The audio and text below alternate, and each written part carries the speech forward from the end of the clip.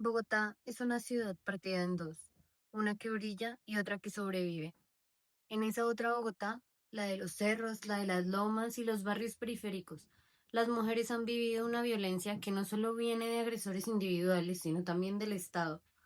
Hoy vamos a hablar del feminismo, de la violencia estructural en Colombia y de cómo el Estado ha dejado a las mujeres pobres expuestas, invisibles y desprotegidas. En los años 90, en localidades como Ciudad Bolívar y Kennedy se concentraron las tasas más altas de violencia contra las mujeres en Bogotá. Y esto no es para nada casualidad. Históricamente estas zonas han sido empobrecidas, tienen una fuerte presencia de pandillas, de grupos armados locales y pues claramente una muy débil presencia del Estado. Prácticamente un abandono. Aquí la pobreza, la informalidad y la falta de servicios básicos no son solo estadísticas y ya, son condiciones que realmente moldean a quien está expuesto a la violencia. Durante décadas en estas localidades se registraron patrones constantes de feminicidios y desapariciones. No obedecían a un único agresor, sino obedecían a todo un sistema de lugares sin iluminación, lotes abandonados, rutas peligrosas y un contexto donde el cuerpo de la mujer se empezó a convertir en un mensaje de poder. La violencia era múltiple: violencia doméstica, urbana, violencia sexual, pero especialmente violencia institucional, porque cuando el Estado no investiga, no protege, no previene, también está ejerciendo violencia.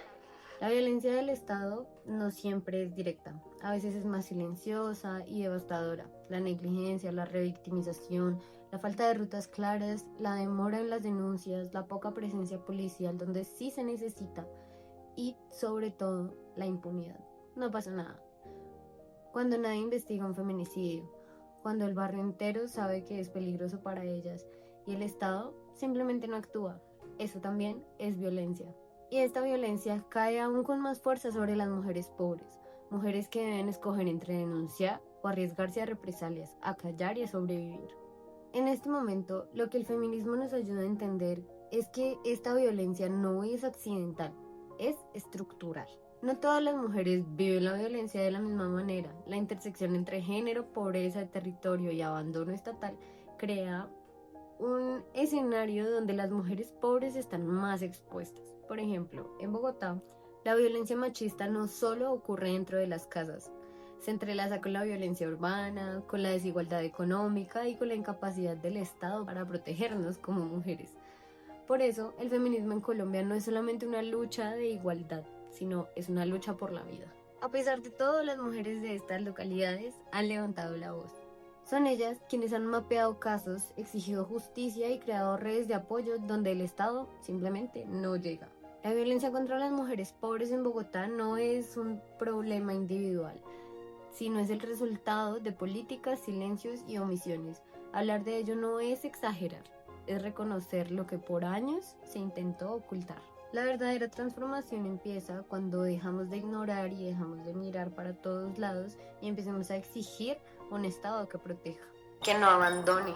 Porque para que Bogotá sea realmente una ciudad para todos, primero debe ser una ciudad segura para ellas, para nosotras. Cuando miramos hacia atrás, entendemos que lo que ocurre hoy en Bogotá no empezó ayer. Desde los años 90, los informes de medicina legal ya mostraban un país donde las mujeres eran las principales víctimas de violencia. En ese momento, Bogotá registraba miles de casos de agresiones cada año, y localidades como Ciudad Bolívar y Kennedy aparecían una y otra vez en rojo. Más denuncias, más riesgos, más silencios. 30 años después, las cifras han cambiado, pero el dolor se repite. La violencia contra las mujeres sigue siendo uno de los problemas más graves del país.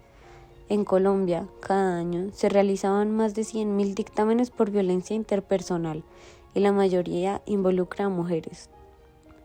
Solo en Bogotá, cada día se denuncian decenas de casos de violencia intrafamiliar, y aún así, sabemos que la mayoría nunca llega a registrarse. Lo que se cuenta es apenas una sombra de lo que realmente ocurre. Los feminicidios también nos recuerdan esta deuda histórica.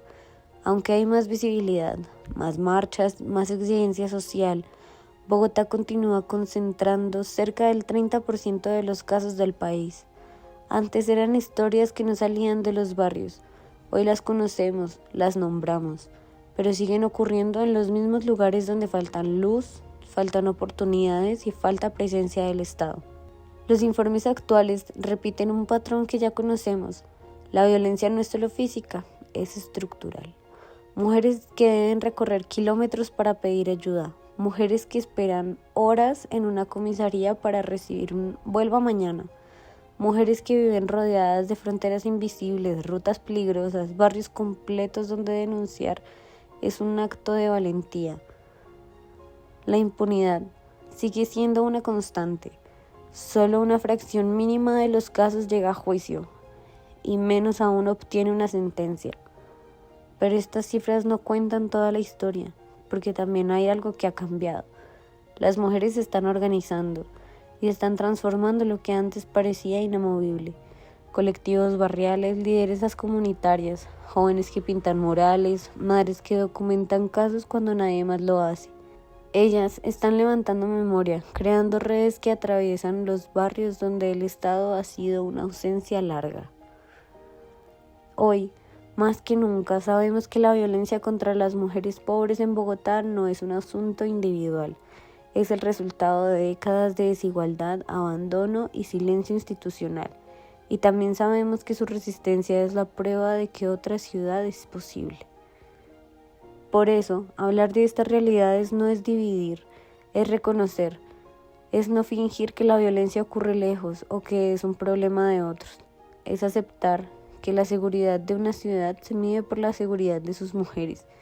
Y que mientras una mujer pueda caminar tranquila por su barrio, Bogotá no puede llamarse una ciudad justa.